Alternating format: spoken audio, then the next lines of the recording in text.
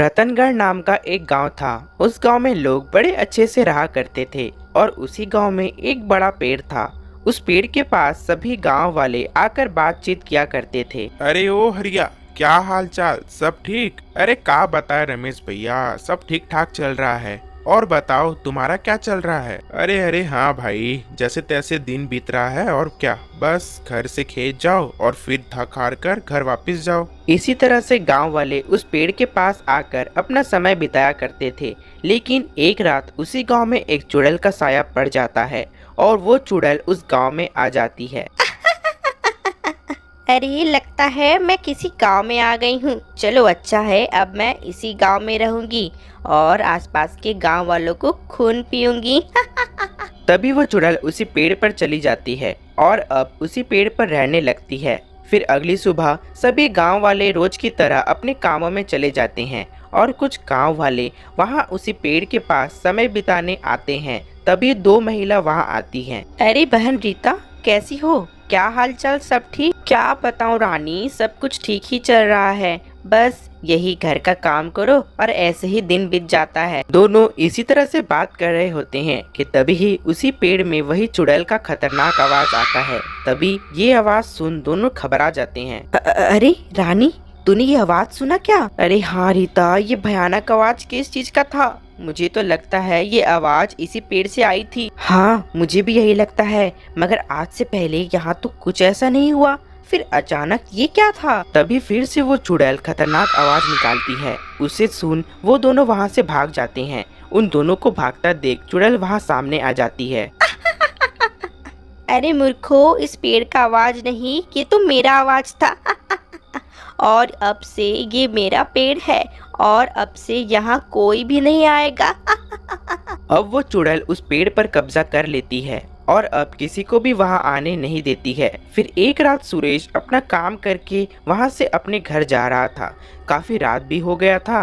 तभी सुरेश उस पेड़ के पास पहुंचता है और काफी थक गया होता है, तो वो उस पेड़ के पास जाकर बैठ जाता है। हे राम, आज तो मैं काफी थक गया हूँ। दिन भर खेतों में काम करके तो हाथ पैर में दर्द हो गया है और आज तो काफी रात भी हो गई है। चलो थोड़ा यहीं आराम कर लेता हूँ, फिर घर जाऊंगा। तभी सुरेश वहीं बैठकर थोड़ा आराम कर रहा होता है कि तभी ही वही चुड़ैल सुरेश को देखती है और बहुत गुस्सा हो जाती है। अरे ये आदमी की इतनी हिम्मत कि मेरे पेड़ पर आकर आराम कर रहा है। आज तो इसको सबक सिखाना ही पड़ेगा। इसे आज मैं मजा चखाती हूँ। तभी वो चुड़ैल खतरनाक आवाज निकालती है। ये आवाज सुन सुरेश डर जाता है और वो इधर उधर देखने लगता है। अरे ये कौन है और ये कैसी आवाज निकाल रहा है? तुम जो कुछ भी हो मेरे सामने आओ, मैं तुमसे नहीं डरता हूँ। सुरेश डरते हुए बोलता है कि तभी ही वही चुड़ैल सुरेश के सामने आ जाती है। सुरेश उस चुड़ैल को देख कपकपाने लगता है। अरे बाप रे, ये तो एक चुड़ैल है। मैं सोचा कि कोई मेरे साथ मजाक कर रहा है, मगर ये तो एक चुड़ैल है। मर गया रे सुरेश। तभी सुरेश उस चुड़ैल को देख वहीं बेहोश हो जाता है और चुड़ैल को लगता है वो मर गया है। ये तो मुझे देखते ही मर गया। मेरे खौफ से इसका तो बुरा हाल ही हो गया है। बेचारा, इसको अपनी जान गंवाना पड़ गया। तभी वो चुड़ैल वहां से गायब हो जाती है और सुरेश बेहोश होकर वहीं पड़ा होता है। फिर अगली सुबह सभी गांव वाले वहां इकट्ठा होते हैं और सुरेश को वहां बेहोश हुआ पाते हैं। तभी सुरेश को होश आता है और वो काफी घबराया होता है। तभी रमेश उससे पूछता है। अरे भाई सुरेश, तुझे क्या हुआ था और तू यहाँ बेहोश होकर पड़ा हुआ था? सब तो ठीक ना? अरे भाई क्या बताऊं, मैंने कल रात इस पेड़ के पास एक चुड़ैल को देखा। वो मेरे सामने आकर खड़ी थी और वो खतरनाक आवाजें भी निकाल रही थी। क्या चुड़ैल? यहाँ चुड़ैल कैसे आ सकती है? यहाँ तो पहले कोई चुड़ैल नहीं थी। अरे भाई सच कह रहा हूँ, वो चुड़ैल बड़ी खतरनाक है। मैंने उसे अपनी आंखों से देखा है और उसे देखते ही मैं बेहोश हो गया था। अरे ये तो बड़ी खतरनाक बात है, इसे तो पूरे गांव में बताना पड़ेगा। तभी वहाँ वही दोनों महिला आ जाती हैं और ये सब सुन वो दोनों भी रमेश और सुरेश को बताती हैं। अरे भाई साहब, ये सच है। इस पेड़ पर एक खतरनाक चुड़ैल रहती है। कल हम दोनों को भी इसी पेड़ से एक बड़ी खतरनाक आवाज आई थी। हम दोनों ने भी यहाँ से भाग निकले। हमें अब ये बात सारे गांव में बताना पड़ेगा। हाँ तुमने सही कहा, हमें पूरे गांव में ये बात बताना होगा। फिर उस गांव में सभी लोगों को ये बात पता चल जाता है और सभी लोग अब उस पेड़ के आसपास जाने से डरने लगते हैं।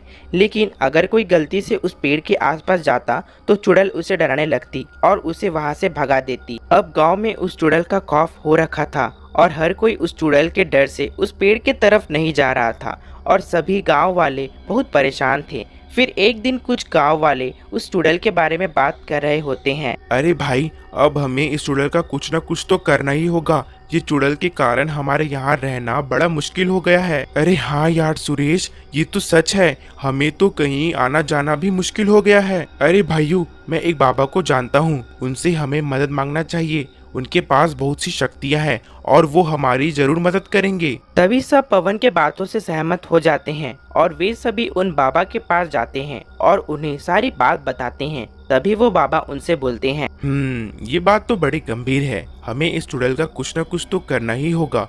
मेरे पास एक तरकीब है, मैं उसे अपने मंत्र की शक्ति से उसे जलाकर राख कर दूंगा। तभी वे सभी उस पेड़ के पास जाते हैं और फिर बाबा उस पेड़ के पास जोर जोर से मंत्र पढ़ने लगते हैं।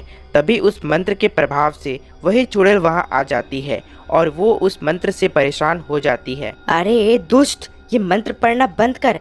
तेरे मंत्र से मेरा सर फटा जा रहा है।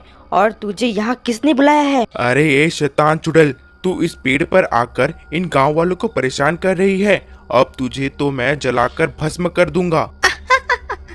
तू मुझे मारेगा? लगता है तुझे मेरे शक्ति के बारे में नहीं पता है। अब तू देख तो मैं तेरे साथ क्या करती हूँ। तभी वो चुड़ैल कुछ करती इससे पहले बाबा अपनी शक्ति से उसे जला देते हैं और वो चुड़ैल तड़पने लगती है। नहीं नहीं नहीं, मैं ऐसे नहीं मर सकती। मुझे छोड़ दो, मुझे जाने दो। नहीं नहीं नहीं। तभी वो चुड़ैल जलकर राख हो जाते हैं और फिर उन गांव वालों को उस चुड़ैल के आतंक से मुक्त हो जाते हैं और अब वो गांव वाले बिना किसी डर के वहां रहने लगते हैं। आपको हमारी यह कहानी कैसी लगी कमेंट कर जरूर बताएं और ऐसी ही मज़ेदार कहानी देखने के लिए हमारे YouTube channel dream Hindi Toons को सब्सक्राइब करें, लाइक करें और शेयर करें। मिलते हैं आपको अगली कहानी के साथ, तब तक के लिए धन्यवाद।